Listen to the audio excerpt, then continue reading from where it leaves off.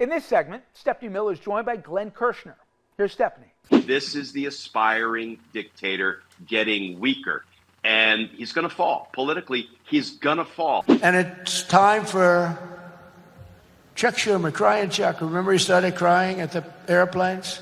They were the worst forced tears. I've known him all his life. He's never cried, but he broke down in tears.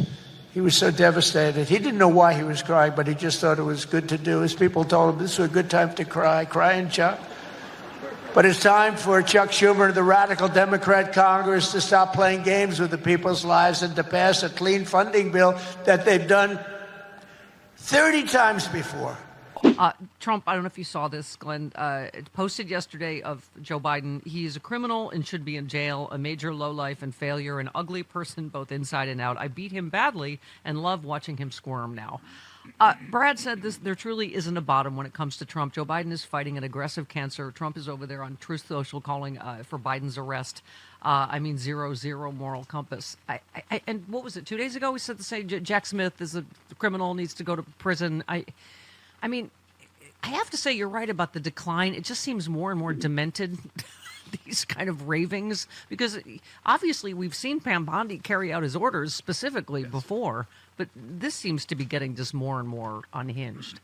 Yeah, but he's a blowhard. He's full of hot air because he can bring a couple of vindictive indictments against the likes of James Comey and Letitia James. But, Steph, I was in both of those courtrooms when Letitia James and James Comey were arraigned. It is going to be a bloodbath when it comes to the motions hearings, never mind the trials. There won't be trials because it's going to be dismissed on the motions.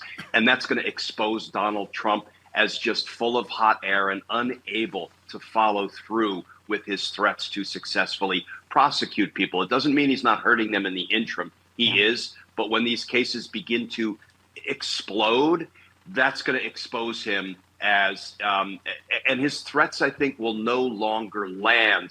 I don't think his threats are landing. You just read that nonsense about Joe Biden. What does that do? It exposes his weakness, not his strength. Not his strength. Yeah. Okay. What? Independents are way against Trump and the Republicans on the shutdown.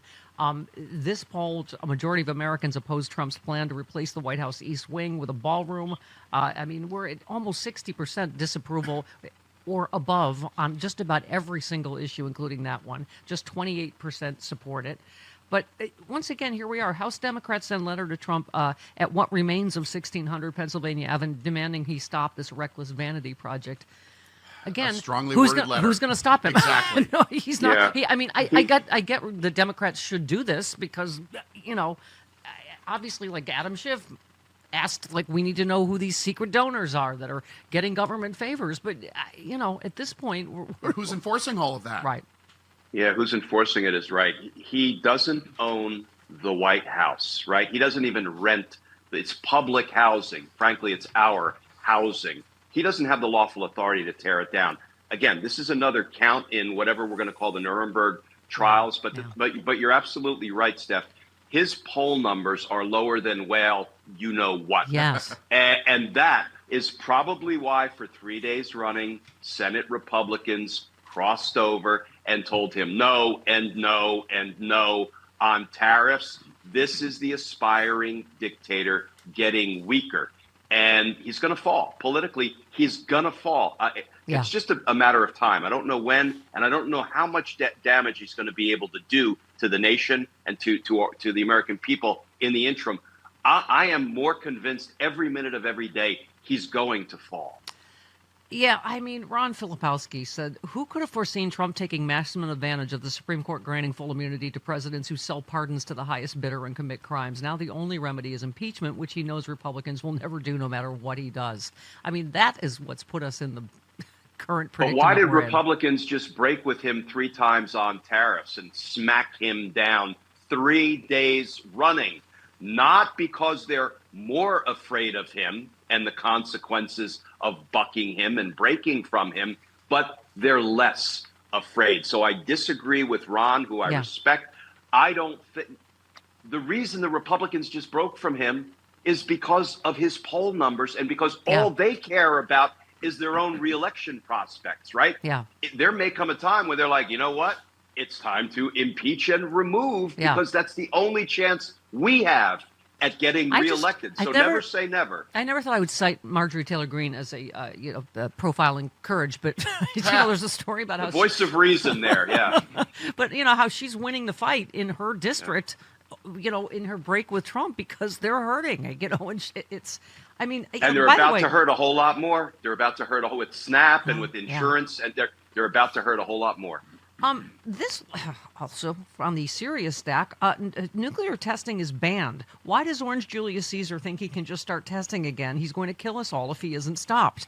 I mean, so they're not, even on nukes, they're not going to say, crazy dementia man, you can't just start testing nukes. And this is not the sign of a strong dictator. This is sign of a man whose power is receding. So he's got to ratchet up the insanity. And I think bring it on, because that may be the only thing that ends up putting a stop to him ultimately. So yes, he's going to talk about nukes. He's going to talk about everything that he thinks can still scare us because we're becoming less and less scared. Yep. So we'll end on the corruption stack, which is also quite thick. So in addition to Kristi Noem having 2 separate planes, is that? Yep. We are really past the let 'em eat cake while we build a ballroom. Kristi Noem gets one's for hair, one's for makeup. I don't really know. This one, Kash Patel used a $60 million FBI jet for a date night. He's accused of using taxpayer money to fly his 26-year-old country singer girlfriend around the country. He was seen at the Penn State University, whatever thing, where his girlfriend was performing. Public flight logs for Patel's plane showed the plane landing at Pennsylvania State College Airport, took off from the same airport at 8:30, landed in Nashville. So, just to ferry her and him around for a date night, that was while people are about to run out of food tomorrow.